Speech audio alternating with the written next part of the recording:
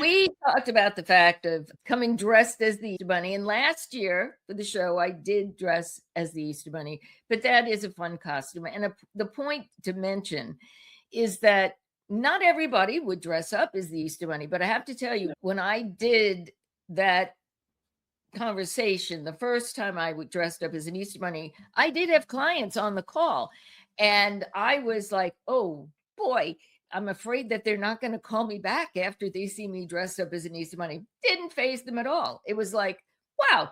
So I'm just saying. But You actually, but I think you actually got extra orders because they were listening. And I do want to point out when you are dressing up like that, we do have a lot of fun with you dressing up and doing the costumes. But at the end of the day, it really is strategy.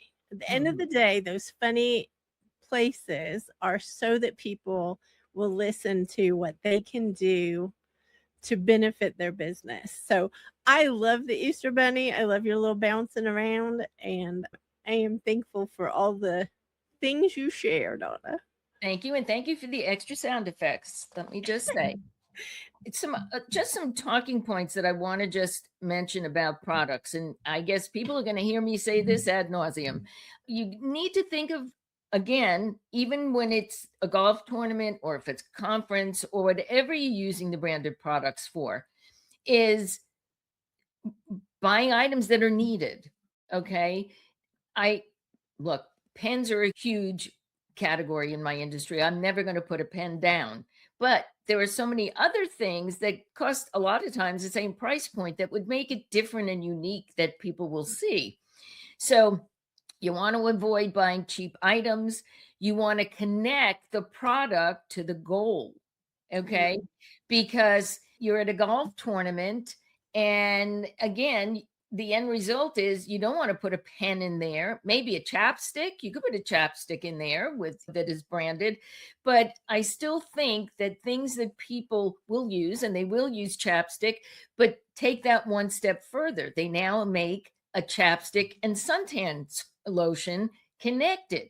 So now you have something they could definitely use and continue to use it after the event. So there's ways in which, if there are specific things you like, we can always find those kinds of things.